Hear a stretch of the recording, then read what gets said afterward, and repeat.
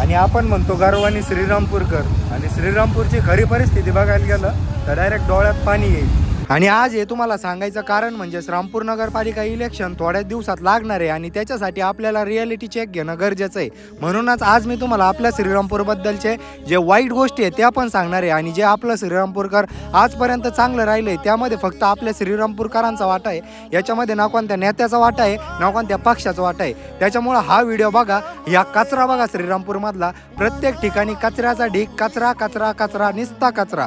आणि आपण फक्त म्हणतो की श्रीरामपूरमध्ये जो चांगला उमेदवार भेटन त्याला आपण मतदान करू, पण अंती आपण सगळे पैशाकडे बघत असतो। आणि आज या श्रीरामपूरला आपण एकदम गर्वाने म्हणतो आपलं श्रीरामपूरकर। एकदा रस्त्याची अवस्था बघा, डोळ्यामध्ये तर पाणी आहेच, डोळ्यातलं पाणी थांबून डायरेक्ट रस्त्यामध्ये इतकं पाणी, गाडी काय हे तुंबलेले गटार बघा। आणि हे तुंबलेले गटार कोणत्या ठिकाणी हे बघून तुम्हाला डायरेक्ट आश्चर्य वाटन। हे आहे श्रीरामपूरचं बस स्टँड, जे त्या तालुक्यामध्ये आलेला सगळ्यात पहिले व्यक्ती त्या बस स्टँडवर येतो आणि हे अवस्था बघतो।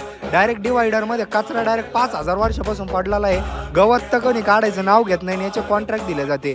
शिक्षणचं माहेर घर आपल्या श्रीरामपूरला म्हणतो, जिथं पूर्ण तालुक्यातून विद्यार्थी येते आणि तिथं त्या चालणाऱ्या रस्त्याने चालता सुद्धा येणार नाही, इतके घाण आहे आणि एखादा व्यक्ती डायरेक्ट रडू शकतो, इतके बेकार परिस्थिती वास। एवढं पण चांगलं श्रीरामपूर आहे ते फक्त आपल्या श्रीरामपूरकरांमुळे। आणि आज व्हिडिओ काढायसाठी फिरत असताना मला श्रीरामपूरमध्ये खरंच असं वाटतंय की ही वाईट परिस्थिती आपल्या श्रीरामपूरमध्ये कशामुळे झाली, फक्त श्रेयासाठी, इलेक्शनच्या श्रेयासाठी। आणि इतकं खराब परिस्थिती, रस्त्यांची तर परिस्थिती विचारता सोय नाही, फक्त इलेक्शन पुरतं मतदान करू नका। आणि हे तुंबलेले गटार बघा, हे आपलं श्रीरामपूर नाही आहे। याच्यासाठी येणाऱ्या इलेक्शनमध्ये एकदा विचार करा की आपल्याला पैशासाठी मतदान करायचं आहे की आपण आपल्या श्रीरामपूरचा माणूस निवडून देणार, तो फक्त आपल्या श्रीरामपूरच्या विकासासाठी का श्रीरामपूरच्या प्रगतीसाठी। अख्ख्या श्रीरामपूरमध्ये महिलांसाठी कुठं स्वच्छतागृह नाही।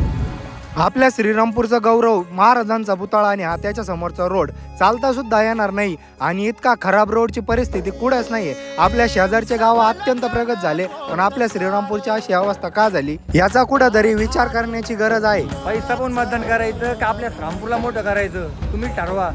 आणि आता आपण ठरवायचं, आपण आपल्या श्रीरामपूरच्या विकासासाठी मतदान करायचं का पैशासाठी मतदान करायचं, संपला विषय।